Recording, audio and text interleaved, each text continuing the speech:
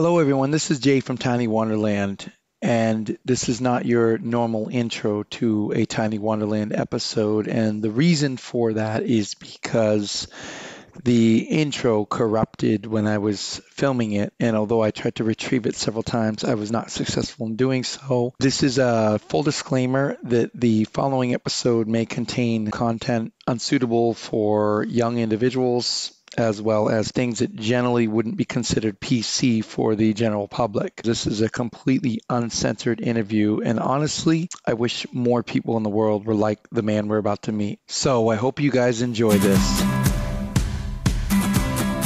We're going in a hole, hang on! Okay. That's okay, we're in a hole. It's okay, it's okay.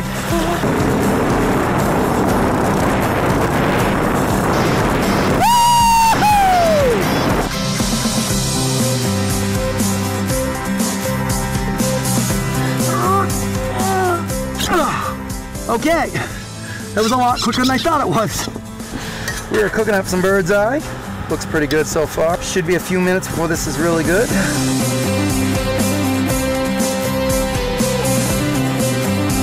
We can't go with chains. We gotta just drag her up the hill. We'll worry about chains later.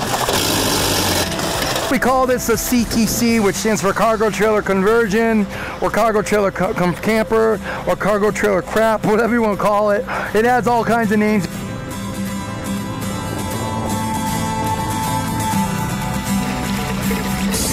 In case you're wondering what 4-week-old poop looks like after it's been chemically treated, and there's your answer. A mom to 17 children, I would have thought you might have had like 30 of those cards. Oh, this is just for 2 days?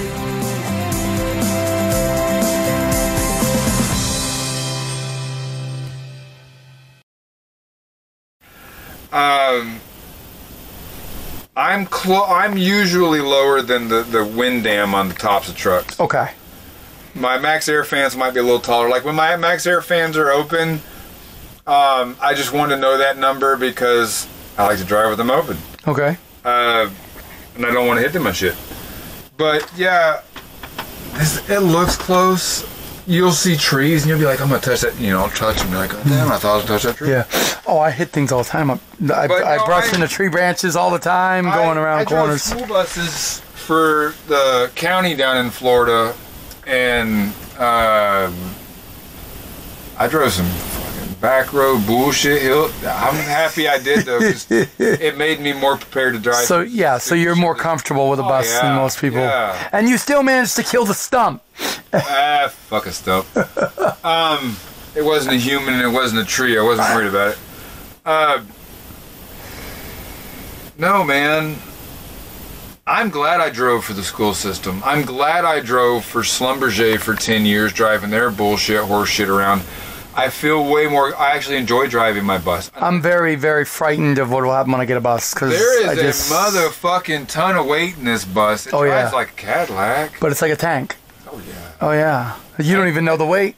When I'm road ready... But you're not over. You can't be over your actual... No, it still bounces. Yeah, you're not over your... You can still see it move when I'm, in here rough. Bus like this, probably 25,000. Well, if you think about it, I think they today's day and age, the weight, because they have to give a relative weight to children. Of course, that's how, yes. And they have to give a roundabout weight, so they have to overweight everything. And you've got friggin' these yellows out here, these bluebirds, 77 passengers times what weight? For real. And somebody will probably correct me, but I read in a manual while I was taking the classes to drive a school bus that school buses are rated at a rate. Back when this bus was built,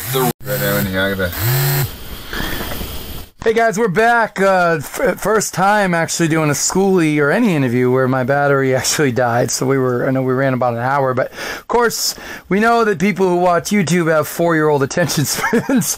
So we'll break it up. We'll break Zach's interview up at Already Lost. Is it Always Lost or Already Lost? Already Lost. Already Lost. I got that right. Okay, Already Lost Skoolie. We'll break it up. But the last time we cut off, Zach, we were talking about the weight rating on a school bus. Yeah, they have to give each child a weight. There's so many seats on a bus. Right. So the manual that I was reading when I was going to drive the school bus system was, at that time, they were giving kids like a 200-pound rating. Well, would it make sense that they would just rate them as adults because they're going to be way under? Then they would have all that overage. Well, they do it as an average because if you're picking up like when I work. What about a high school kid? Well, that's the thing. Yeah. Your average.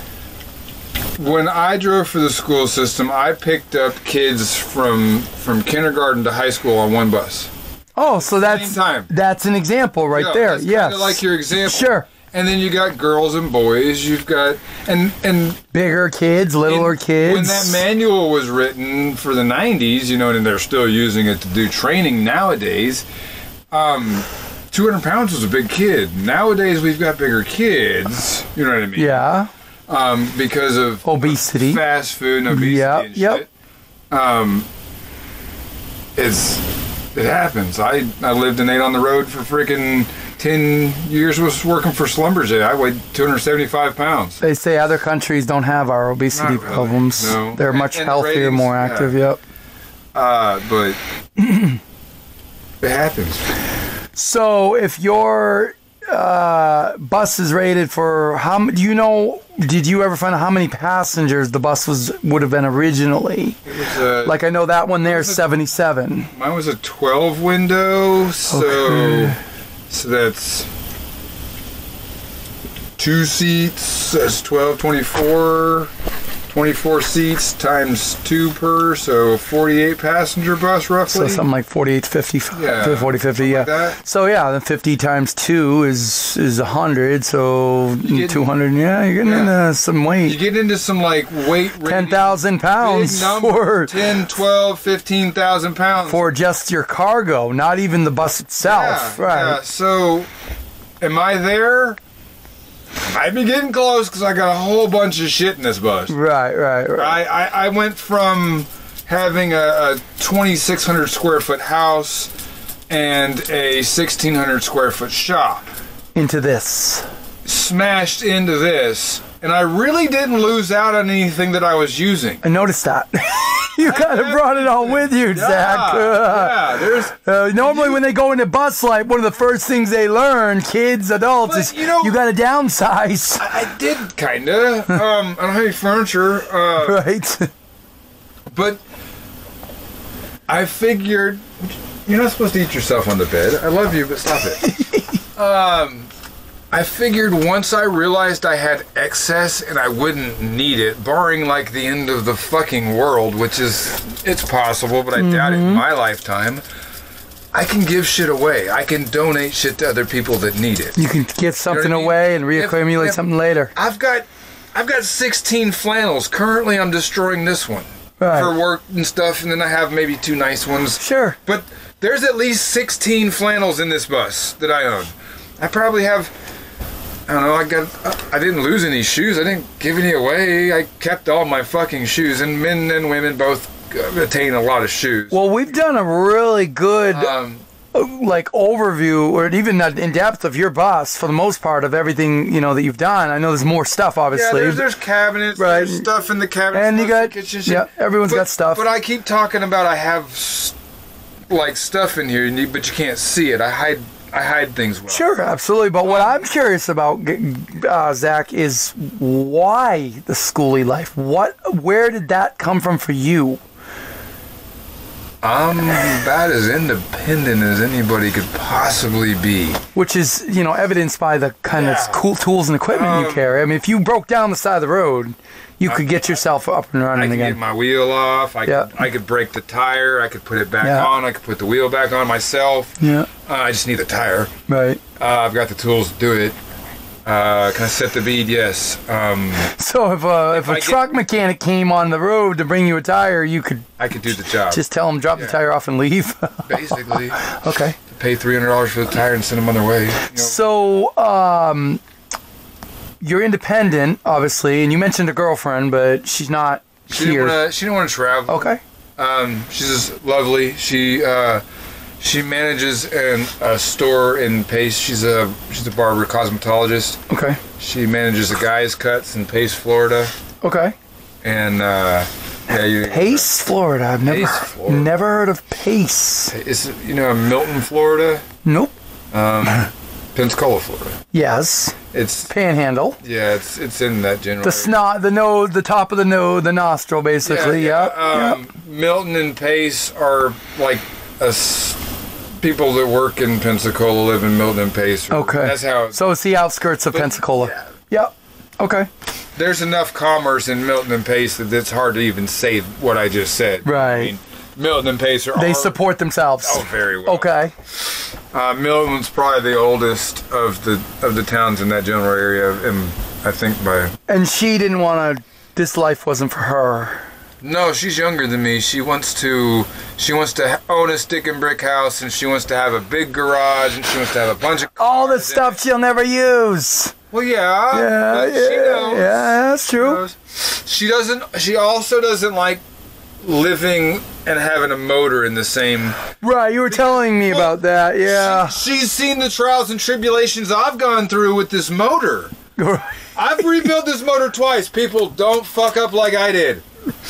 The interesting thing is, though, the motor's generally not the issue for people. It's the rest of the bus that's the problems. Well, all of it's easy if you do it a step at a time. Right.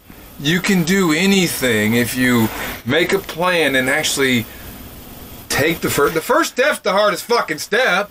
Do you believe in that? Would that be your philosophy, not just in buses, in life in general? Fuck yes. Okay, the reason why I'm saying that is because that's very important to emphasize on the video, especially for people. Look at the side of my pickup truck. I drive around so people can see that. Oh, wow, I didn't see that. That's my fucking quote. Make small goals, celebrate often.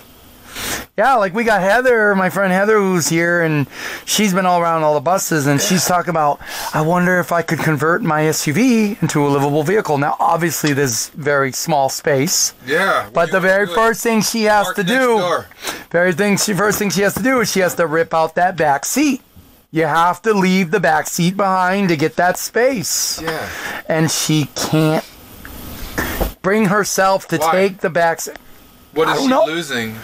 Well, she wants to, maybe when she goes back to Maryland, she wants to do like a nanny, like ride kids around, and they need to have a back seat for that. Well, yeah, I understand that. But that's not a guarantee. She said she'd be comfortable taking a back seat out and converting her vehicle into a livable area if she could keep the back seat. She can keep But she can't. This is how she would never get it to Maryland from here. I'll get it to Maryland. Well, I mean, I know you could, but I'm saying she can't. We can't convert her vehicle, put all her stuff in it, and then get her Maryland with the back seat. It won't work.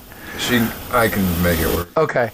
So, but the emphasis was that I tell her every day. I said that she said, how does my conversion start? I said, starts with a notebook and a tape measure. No, well, you go out there and you measure out what you have, and you start kind of squirreling some thoughts down. Yeah. Every single thing I've ever done to that tiny home is started on notebook paper. The first step is breaking something so you can make it better. Well, true. Yeah. Because regardless... Well, I don't know. I don't know that step. Maybe I do. Regardless if you're intentionally making a cut or not, you're physically breaking something to make it better. Okay. Intentionally. Yeah. You're cutting it. Well, yeah, like when my roof broke, I had to cut my roof to seal it, so I had to put new metal on it. And Brett's like, well, the way you really got to fix this is you got to break the steel, make the new frame. But if you're just trying to fix it, because there's a difference between fixing it and fixing it. There's a difference between a fix and a repair. That's what I did, a repair. The frame is still bowed where it hit. No. Or a repair is doing it right. Oh, okay. So a fix. A fix is what you do in the field. So I claim. Okay. Field fix it. I fixed it. And in the shop, shit repair it. But if you're only gonna hold on to it for a little while longer and you're gonna pass it on to someone else, you might as well just get it to a point where it's good and let them handle the rest. If you're gonna pass it on to someone else and you're gonna leave it in that state.